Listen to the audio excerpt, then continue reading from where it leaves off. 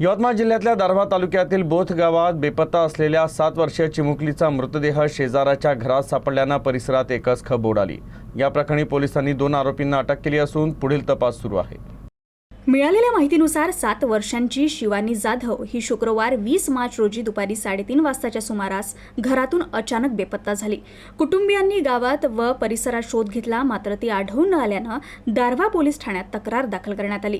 प्राथमिक तपासात खंडणीसाठी अपहरणाची शक्यता कमी असल्याचं पोलिसांनी स्पष्ट केलं। त्यानंतर पोलिसांनी गावाभोवती सुमारे 3 किलोमीटर परिसरात शोध मोहीम राबवली।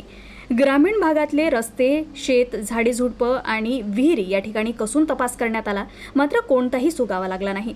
शनिवारी दुपारी वरिष्ठ अधिकाऱ्यांच्या मार्गदर्शनाखाली तपासाची दिशा बदलण्यात आली आणि गावातील संशयित ठिकाणांची झडती घेण्यात आली।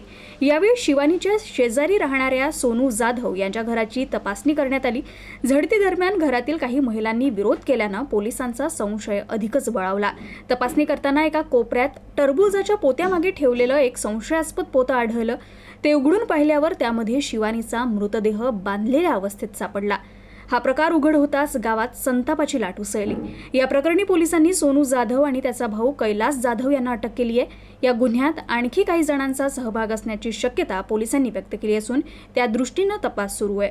पोलिसांनी शिवानीचा मृतदेह उत्तरीय तपासणीसाठी यवतमाळ येथील शासकीय रुग्णालयात पाठवलाय। घटनेचं गांभीर्य लक्षात घेऊन पोलीस अधीक्षक कुमार चिंता हे स्वतः घटनास्थळी दाखल झाले। आरोपींची कसून चौकशी सुरू असून लवकरच या प्रकरणाचा उलगडा होण्याची शक्यता आहे।